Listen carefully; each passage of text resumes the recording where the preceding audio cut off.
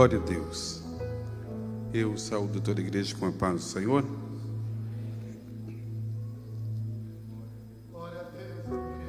Que noite maravilhosa. Sabe, queridos, eu nunca vou cansar de dizer que esse é o lugar que eu quero estar. O lugar onde nós podemos desfrutar dessa presença maravilhosa. É essa presença que nós precisamos todos os dias da nossa vida, todos os momentos. O que faz diferença na vida é a presença de Deus. E eu tenho dito para algumas pessoas, se as pessoas soubessem o quanto essa presença é real e a diferença que faz ter o Senhor, se as pessoas buscassem descobrir, se elas dessem uma chance para tentar pelo menos aceitar que isso tudo é muito real. E mesmo aqueles que tentam resistir, eu sempre desafio, é só observar a vida dos que creem. É só observar a vida dos que já assumiram, eu experimentei. Isso é tão fácil notar. É tão fácil olhar para as pessoas que se converteram. Para as pessoas que, inclusive, entre aspas, segundo o conceito do mundo, já eram até realizadas. O quanto de coisas boas elas descobriram em Cristo, a ponto de trocar tudo que elas viviam, fama, dinheiro, posição, como muitas pessoas famosas que nós conhecemos no mundo, não é só no Brasil. Aqui eu poderia citar muitos nomes, mas eu quero me ater à mensagem. E eu quero nessa noite, para eu não te cansar, eu quero te dar a oportunidade de sentar, fique à vontade, porque eu ainda quero cantar. E é claro que você pode cantar comigo.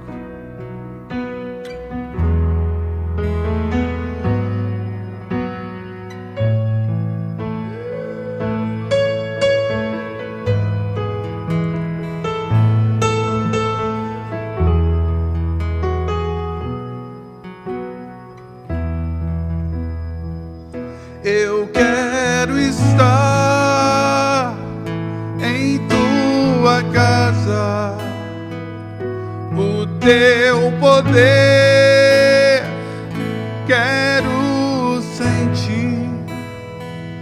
Não há lugar melhor no mundo do que estar perto de ti. Mais uma vez.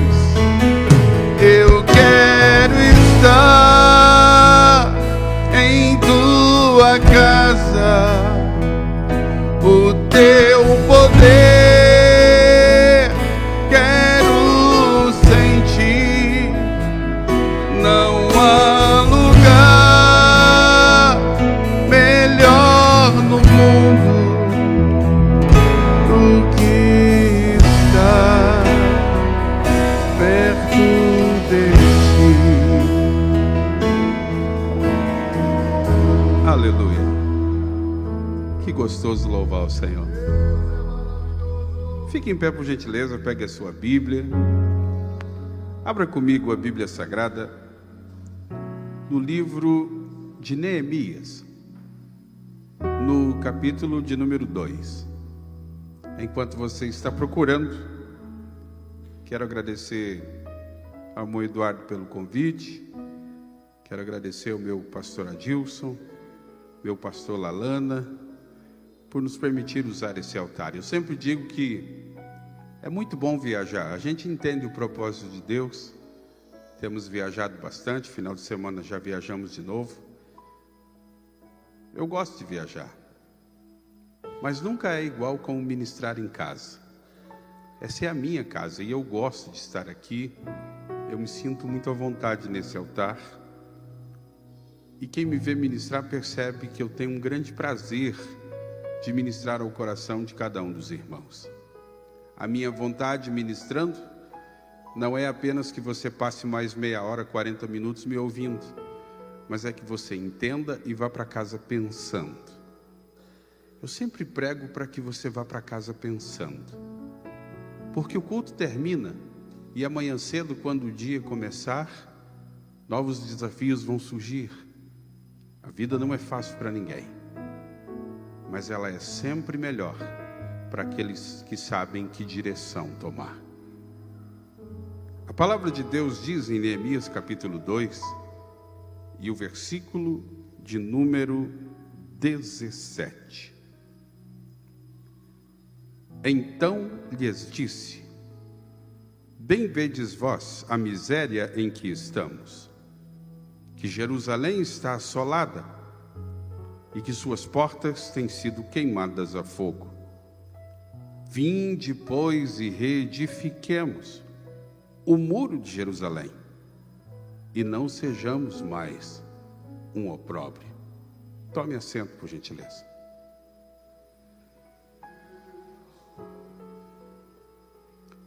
Queridos, é bem verdade que a vida ela é cheia de desafios. E também é verdade que na nossa geração surgiram muitas pessoas com vários tipos de ensinamento. E é exatamente aqui que para mim faz diferença conhecer a Deus e ter a presença dele na vida. Por quê, pastor? Porque se você sair amanhã e for em qualquer banca, você vai encontrar um monte de livros miraculosos, um monte de gente que diz que sabe tudo da sabedoria, sendo até redundante. Há lições de 10 para tudo, 10 atitudes para isso, 10 coisas para aquilo, 10. O que eu percebo é que os livros são vendidos, mas a vida das pessoas não mudam. E é aqui que está a diferença do que nós vivemos. Porque nós não temos um livro de 10 lições. Nós temos um livro de lições infindáveis. E a grande diferença é que aqui a gente aprende, e eu tenho coragem de dizer, todas as atitudes que esse livro ensina, elas precisam do nosso esforço, da nossa força de vontade, do nosso querer, da nossa atitude. Porque por trás de tudo isso, sempre vai estar o mesmo Deus que sempre apareceu sempre agiu sem precisar aparecer. Se você lê o livro de Esther em casa, eu quero aguçar a tua curiosidade. É um livrinho curtinho, pequenininho, são poucos capítulos. Acredite, você vai se deliciar e você vai assistir capítulos de uma novela real, numa sequência lógica tremenda, de uma história fantástica, num livro da Bíblia, onde Deus não está presente no nome. Deus não aparece no livro de Esther. Não existe a palavra Deus no livro de Esther. Mas acreditem os senhores, em nenhum outro livro da Bíblia, e aqui vai o conhecimento de quem aprendeu a ler na Bíblia e está lendo até hoje. Em nenhum outro livro da Bíblia Deus agiu tanto por detrás das cenas. Sabe o que eu estou tentando dizer? É exatamente assim que Ele gosta de agir na tua vida. Pense comigo. Você nunca parou para pensar por que Ele não aparece para todo mundo? Não seria fácil? Ele não é Deus? Por que Deus não aparece então para todo mundo e acaba com esse mistério? Um dia alguém me disse assim: pastor, mas não seria mais fácil num seminário? Não seria mais fácil Deus aparecer? E aí todo mundo ia ficar mais forte? Eu digo não, porque daí não seria fé. E a fé é exatamente isso. Fé é acreditar naquilo que não se vê. Mas acredite, na vida daqueles que estão experimentando essa arte de crer sem ver, Deus tem feito coisas maravilhosas. Coisas essas que Ele quer fazer aqui nesta noite, e por isso Ele trouxe você. Não, você não ia sair de casa num frio desse para vir aqui apenas ouvir algumas canções bem cantadas e para ouvir só mais uma mensagem. Deus quer incendiar o teu coração nessa noite. Deus quer aquecer o teu coração nesta noite. Deus quer mexer com as tuas entranhas. E eu peço a Ele misericórdia, para que Ele use as minhas palavras, para que você saia daqui totalmente fortalecido. Não me interessa como você chegou. O que eu sei é que ainda antes da oração final, você será renovado plenamente pelo Senhor nesse lugar. Sabe, quando eu olho para a história de Neemias, eu vejo algo fantástico, porque Neemias, ele tem lições, das quais eu também poderia escrever um livro das 10, pastora Dilson. No caso de Neemias, talvez daria mais de 10. Mas eu quero apenas compartilhar com você algumas coisas muito relevantes, algumas atitudes que esse homem tomou que fizeram a diferença. Lições essas que nós podemos aprender, porque acredite, mesmo esse Deus sendo todo poderoso, podendo fazer todas as coisas, Ele sempre vai esperar a tua ação. Você prestou atenção no que o pastor Adilson falou aqui? Ele tem poder para fazer, mas é nós quem nos levantamos, é nós quem pedimos, é nós que oramos, é nós que agimos. Quem ainda está comigo diz amém. E quando eu olho para esse texto, eu vejo uma cidade vulnerável. Naqueles tempos, a fortaleza de uma cidade, o sentido de fortificação de uma cidade, estavam nas suas muralhas. Todas as cidades eram fortificadas, e isso dava certezas de segurança contra os inimigos. No caso de Jerusalém, os inimigos simplesmente destruíram as portas. Para quem não sabe, Jerusalém tinha 10 portas. Eles destruíram as portas. E porta é fortaleza, é o que protege a entrada da casa. Assim como a nossa vida, assim como a porta da nossa casa, assim como o nosso coração, ele deve estar também bem fechado, deve estar bem protegido. Tudo que é nosso deve estar debaixo de uma proteção tremenda. Aliás, eu sempre brinco com isso. Quando eu falo dessas coisas, eu me lembro da minha mãezinha. Minha mãezinha tinha tanto medo que eu não sei de onde veio. Se você fosse na casa da minha mãe, você se assustava com tanto de tranca que ela colocava pelo lado de dentro. Um bandido jamais conseguiria abrir as portas da minha mãe. Era uma coisa doida. E ela tinha uma paciência com aquelas trancas, e era chave, e era cadeado. E eu dizia: mãe, para que tudo isso? Ela dizia: eu preciso dormir sossegado. O que eu estou tentando dizer é que quem sabe que dá a sua vida, entrega a sua vida nas mãos do Senhor, quem está protegido pelos princípios, esse sempre vai dormir sossegado. Deus te trouxe aqui nessa noite para dizer: hoje você vai sair daqui e vai dormir sossegado. Levante a sua mão direita, porque eu estou sendo profeta sobre a tua vida. Hoje você vai sair daqui e vai dormir sossegado. Sabe, queridos, mas há atitudes. Sim, nós precisamos empregar o nosso esforço.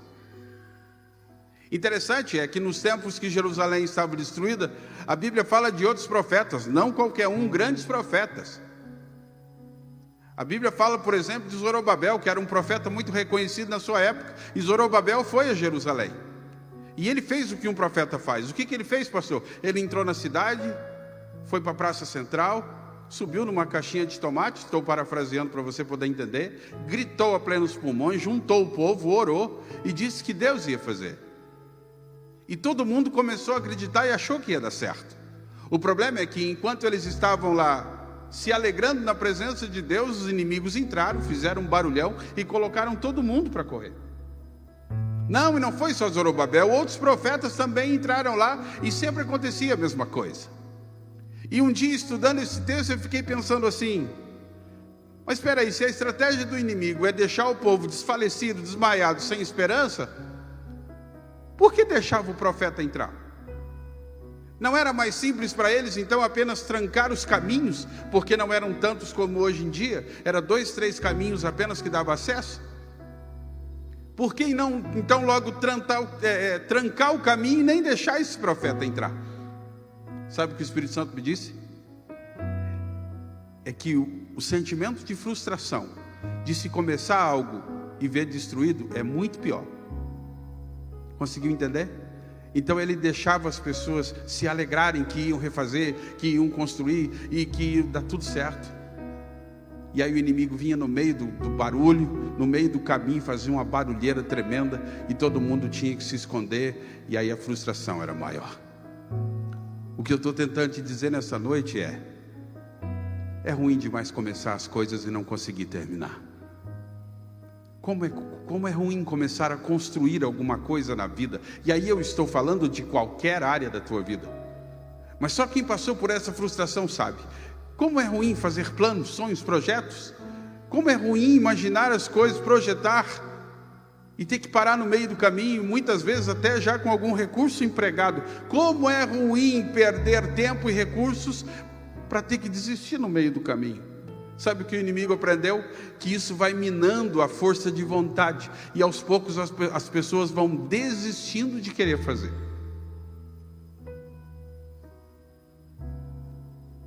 Mas tudo tem jeito. Um dia Neemias ficou sabendo dessa história. Um dia Neemias, que não morava em Jerusalém, servia um rei, era copeiro do rei. Neemias ficou sabendo da história toda. E Neemias orou a Deus e disse: eu vou lá. Mas aqui começam as nossas estratégias e atitudes. Neemias não entrou na cidade como os outros profetas. Neemias não entrou na cidade gritando a plenos pulmões: nós vamos fazer e vamos acontecer. Isso todo mundo já tinha feito. Sabe o que Neemias fez? Neemias entrou na cidade com um capuz na cabeça. E por 3 dias ele circulou durante toda a extensão da cidade. Não se apresentou a ninguém. Não se identificou. Ninguém o reconheceu. Durante 3 dias, ele ficou passeando pela cidade, procurando as brechas, os lugares queimados, as portas queimadas. Sabe o que ele queria?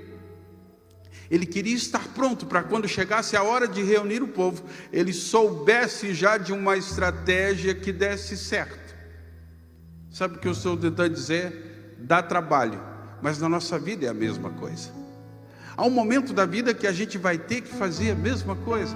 Há um momento da vida que a gente vai ter que olhar para a gente, para as coisas, para o que não está dando certo, e a gente vai ter que buscar a melhor estratégia, fuçar. Alguém vai dizer assim: pastor, mas isso dá trabalho, isso traz consequências, isso é ruim, eu não estou a fim de me estressar. Pois eu te digo nessa noite, se você quer mudar de vida, é preciso ter coragem para olhar para dentro de si e dizer assim, para dentro de si mesmo dizer: isso está errado. É preciso ter coragem de olhar para uma situação e dizer assim: isso aqui é uma brecha, isso aqui é um buraco no meu muro, isso aqui é uma porta queimada, eu preciso resolver tal coisa. Foi isso que ele fez. Depois de 3 dias reuniu todo mundo, e ele já sabia como fazer, já sabia o que fazer. Então ele começa a direcionar pessoas. Pode ler o livro de Neemias e você vai perceber isso. Você trabalha em tal região, você mora em tal região, então você vai virar para o muro na direção da tua casa, vai pegar a tua família, e é lá que você vai trabalhar, e lá você vai reconstruir. Você mora perto de tal porta, então você pega a tua família, vai lá para aquela porta. Não importa se você não é profissional de porta ou de muro, você vai pegar a tua família e vai trabalhar lá. Sabe, queridos, há um monte de gente que tem tudo para vencer na vida, mas ele não quer empregar esse esforço, então ele fica assim: mas isso eu não sei fazer, ou aquilo eu não sei fazer. De novo, o teu pastor disse aqui nessa noite: se você se levantar, se você tiver atitude, se você for para o joelho, se você pelo menos vier à igreja, fizer uma campanha como essa, você precisa tomar uma atitude. Eu sempre digo isso. Eu nunca vou me cansar de ensinar. Eu ensinei muitas pessoas já por esse Brasil, e eu digo, já dei esse testemunho aqui muitas vezes. Uma vez aqui mesmo, eu cuidava do culto da tarde, e eu ministrei uma palavra, e no final uma irmã me procurou aqui e disse: pastor, como é que eu faço para trazer meu filho para a igreja de novo? Sozinho, eu e ela ali. Eu disse: sabe o que a senhora vai fazer? A senhora vai tomar tal atitude, tal atitude, tal atitude. Sabe o que a senhora vai fazer? A senhora vai para o quarto dele, a senhora vai dobrar o joelho na cama dele, a senhora vai orar sobre o travesseiro dele. A senhora é mãe, Deixa eu dizer uma coisa às mães nessa noite. Palavra de mãe tem mais poder que palavra de pastor. Eu vou repetir isso. Palavra de mãe tem mais poder que palavra de pastor. E eu disse para ela: coloque a mão sobre o travesseiro dele, profetize sonhos de Deus na vida dele, profetize sobre a vida do teu filho. Eu disse: o que a senhora deseja? Ela disse: eu desejo meu filho aqui comigo de novo, sentado aqui do meu lado. Eu disse: pois então a senhora vai entrar lá naquele quarto, quando ele estiver dormindo, se a senhora conseguir, vai lá quietinha, encosta a mão perto da cabeça dele, faz uma oração baixinha e diga que a senhora quer de novo o seu filho sentado ao seu lado na igreja.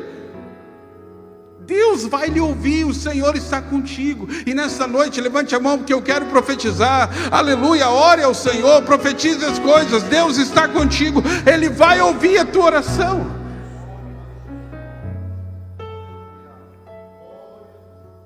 Passados 3 semanas, um dia a irmã me procurou aqui,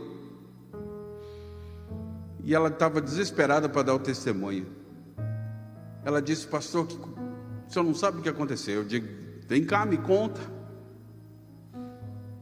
Ela disse: no final de semana passado, o nosso filho chegou em casa com uma namorada nova no sábado. Eu disse: ó, que legal. Ela disse: pois é, eu fiz tudo que o Senhor mandou, comecei a profetizar. Ela disse assim: eu lavava as roupas dele orando. Bom, aí a fé é de cada um. Como é que eu vou segurar um negócio desse? Quem está comigo diz amém? Teu pastor falou sobre fé aqui, fé é de cada um. Ela disse: eu lavava as roupas dele orando. E ela disse: ele chegou aqui para apresentar uma namoradinha para nós. Começou a trabalhar na empresa que ele trabalha. Sabe o que aconteceu? Durante o almoço ele falou: mãe, então ela foi trabalhar lá na empresa, e eu gostei dela, e ela gostou de mim, e eu convidei ela para, eu queria namorar com ela. Sabe como que Deus faz? Um tempão a mãe e o pai tentando, não conseguia convencer. Pediu a menina em namoro. Aí a menina disse assim: alguém aí já pegou, eu namoro com você. Só que é o seguinte, eu sou da igreja, tem que ir para a igreja comigo. Deus tem os seus caminhos ou não tem?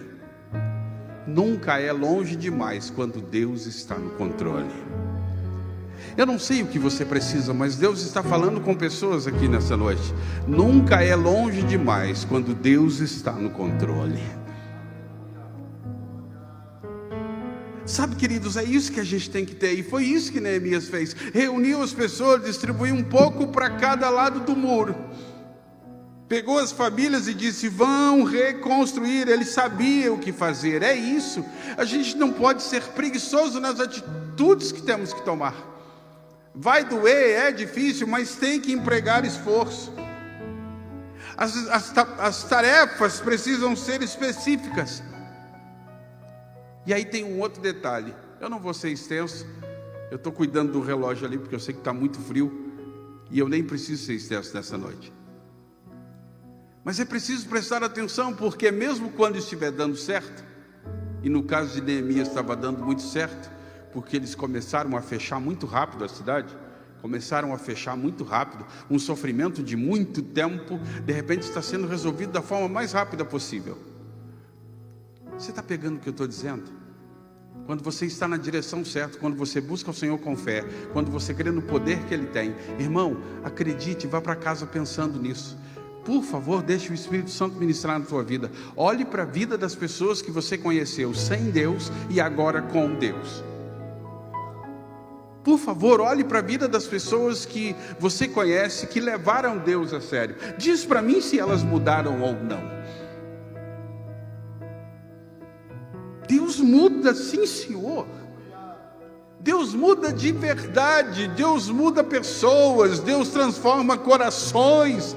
Deus transforma coração de pedra em coração de carne. Deus envia recursos. Deus traz, a Bíblia diz, não sou eu, Ele traz à existência as coisas que não eram como se já fossem. Eu vou repetir isso. Deus traz à existência as coisas que não eram como se já fossem.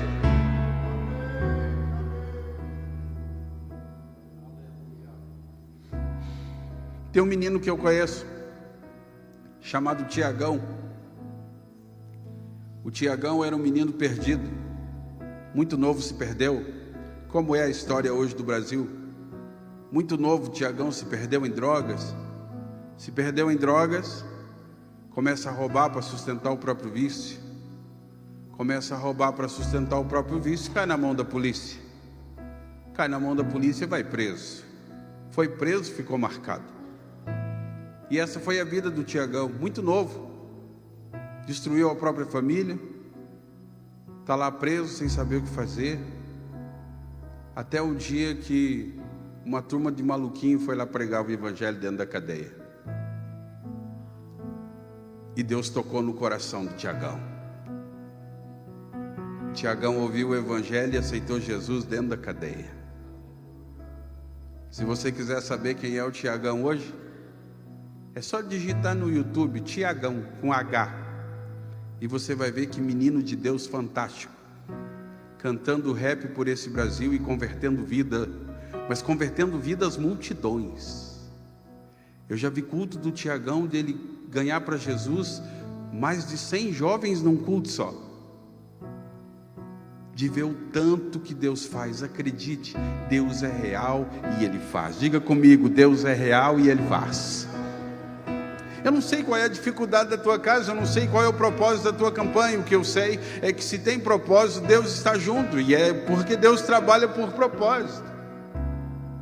O grande detalhe é que Deus sempre trabalhou exatamente para os propósitos. Pastor, mas a minha situação é difícil. Pois eu quero te dizer, há uma história na Bíblia em que meninos saíram para pegar madeira para construir uma casa. No meio do caminho, cortando a madeira, alguém derrubou o machado na água, ficou só com o cabo na mão. Chamaram o profeta Eliseu, que estava junto, história conhecida. Sabe o que aconteceu? Chamaram Eliseu. Eliseu chamou o moço que estava com o cabo do machado na mão. Olha que coisa mais maluca, está na Bíblia, não estou inventando não.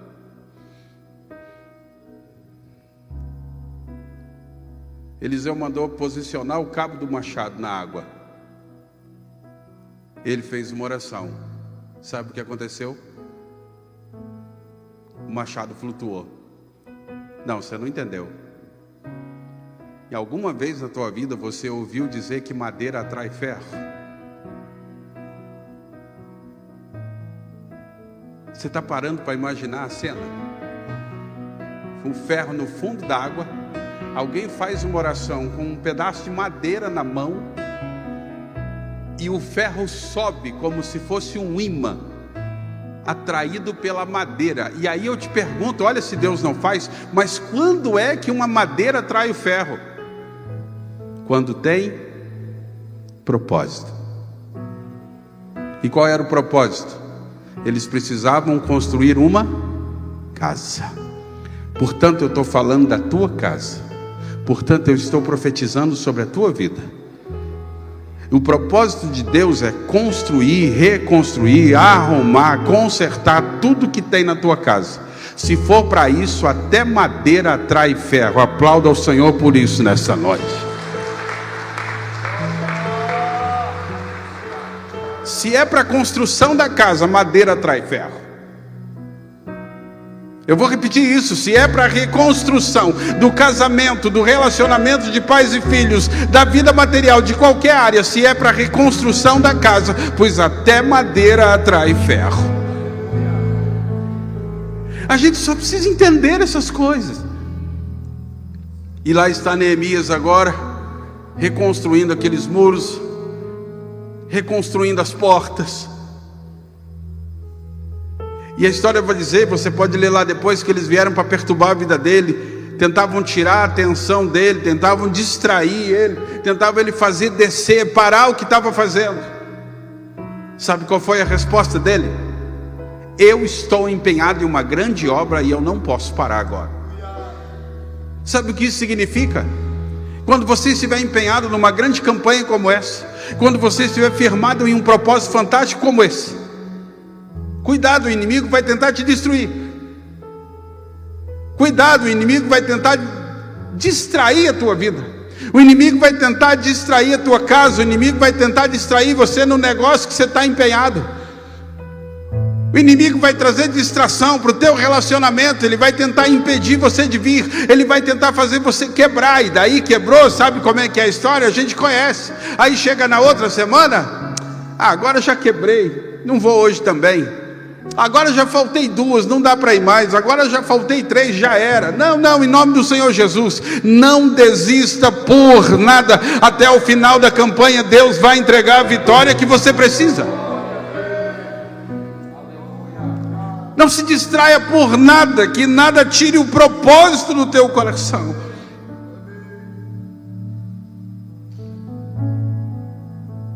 Há uma coisa interessante que eles tentaram fazer com Neemias.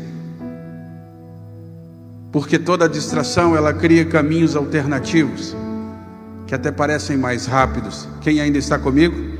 Ou parece que vai menos recurso, menos cansaço? Não. Não crie caminhos alternativos. Só por agora, por gentileza, com muito carinho, se você quiser, né? Olhe para quem está do teu lado e diga não crie caminhos alternativos. Fique no propósito. Permaneça firme no propósito. Termine ele do jeito que você começou. Pastor, e por que eu tenho que terminar do jeito que eu comecei? Para o testemunho ser mais forte. Termine do jeito que você começou. Sabe o que acontece com quem cria caminhos alternativos? A minha Bíblia diz que Sansão, o grande fortão da história que todos conhecem, um dia caiu nessa bobagem de se distrair e criar um caminho alternativo para a vida dele. A história de Sansão é tão linda, e é claro que eu não vou pregar porque não daria tempo, meu tempo já foi. Mas só para você entender, Deus mudou os hábitos da casa de Sansão, Deus mudou até a alimentação do pai e da mãe, Deus mudou até o que eles deviam falar ou não deviam falar. Sansão veio para cumprir um grande propósito do Senhor. Deus deu tudo na mão, tudo na mão. Você vai ser fortão, você vai ser bonitão. Só que essa força que vai ser simbolizada no teu cabelo é a força do Espírito Santo. Essa força é para você derrotar os filisteus para mim, para que o meu povo não fique no opróbrio. Só que aí Sansão cresceu, aproveitou que estava bonitão e fortão e aceitou a distração do inimigo. E foi namorar as estrangeiras que lhe era proibido. Começou a quebrar princípio. Foi namorar a estrangeira, ela pediu uma festa. Fez a festa, festa de judeu tem vinho. Ele não podia tomar vinho. Perceba que as distrações vão só quebrando princípios. Diga comigo, toda distração quebra princípio. Tomou vinho, já perdeu a noção. Agora já está namorando, já está fazendo festa com estrangeiro e já está bebendo vinho. Para o próximo passo do errado, agora está mais fácil, porque a Bíblia diz isso: um abismo chama outro. Por isso que você não pode criar distrações, você precisa ficar no caminho que ele trilhou. Bom, então agora ele tem que levar a namorada para casa. Para levar a namorada para casa, ele tem que passar num caminho que não existia. Foi ele que criou, foi a distração que inventou aquele caminho. Sabe o que aconteceu? Tinha um leão lá. Por favor, você é inteligente, eu sei, eu gosto de ministrar aqui, porque eu sei que você é inteligente e eu gosto de pregar para pessoas inteligentes. Há leões que aparecem na nossa vida que não foi Deus que permitiu, foi a gente que inventou o caminho. Conseguiu entender isso? Há leões que se levantam na nossa vida que não foi Deus que colocou, mas foi caminhos alternativos, caminhos de distração que a gente mesmo inventou. Aí alguém vai dizer assim: ah, pastor, mas está tudo certo, ele venceu o leão. É verdade, venceu o leão com a força que Deus tinha dado. Mas Deus não deu força para Sansão vencer leão que não existia. E tudo que está fora do propósito vai trazer outro abismo. Levou a namorada para casa, ficou mais grandão ainda, matou um leão na frente da namorada, imagine. Aí ele vai para a casa dela, volta, quando volta lembrou do leão. E aí o inimigo, que não perde tempo, tinha feito com que as abelhas fizessem uma casa, uma colmeia no leão morto. Para que isso, pastor? Para que ele quebrasse mais um princípio, porque além de não poder tomar vinho, ele também não podia tocar em coisa morta. E agora o bonito não está vigiando, porque está distraído. Ei, olha isso aqui, se não está vigiando, está distraído. Diga comigo, se não está vigiando, está distraído. Irmão, se distrair, vai errar. Não dá para distrair. Quem distrai sai do propósito. Se você viver de distração, você vai sair do propósito. O que aconteceu? Não aguentou ver o mel. Mel em leão morto. Foi lá e se empanturrou de mel. Agora está comendo mel de leão morto. Sabe o que eu vou dizer para você? Toda pessoa que já perdeu a noção do propósito, já perdeu a graça de Deus, ele vai começar a procurar doçura em coisa morta. Esse é o problema. Então fique ligadinho no teu propósito. Não desista dessa campanha por nada. Eu não sei, eu acho que aqui a gente não exige se é 5, se é 7, se é 9. Aqui você mesmo faz a tua campanha. Não se distraia por nada. Permaneça firme no propósito que você começou. Eu já estou terminando. Não vai dar tempo de falar tudo, mas o suficiente sim. Sabe, Deus tem o maior prazer de fazer de você vencedor. E o motivo é muito simples. Um dia Ele quis se chamar de Pai. E Ele está disposto a ser Pai. De novo, o pastor falou muito aqui sobre isso. Deus gosta de ser Pai. Deus gosta de ser chamado de Pai. Deus gosta de reconhecer em você um filho. Ele enviou o filho dele para morrer, para poder te chamar de filho. Sabe quando a gente fala da morte de Jesus na cruz? A morte de Jesus na cruz parece só uma encenação da época da Páscoa. Não, a morte de Jesus na cruz tem muito mais significado. Sabe, há quem use o poder da cruz apenas para conseguir coisas para a sua própria vida, coisas materiais. Não, mas a cruz tem um outro significado. Pastor, então por que é a cruz? A cruz era para que as profecias se cumprissem e para que, após o sangue ser derramado, o véu de separação fosse rasgado e você pudesse dirigir as tuas palavras diretamente, intimamente ao coração dele. Você tem que aproveitar essa oportunidade e chamá-lo de Pai. Deixa eu dizer uma coisa para você, para a gente terminar. Muita gente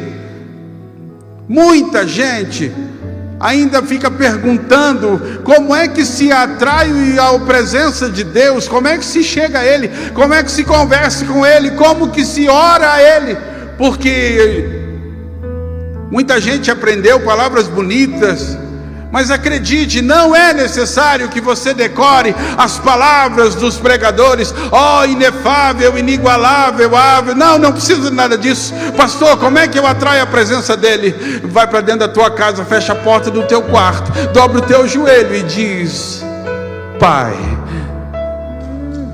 Pai.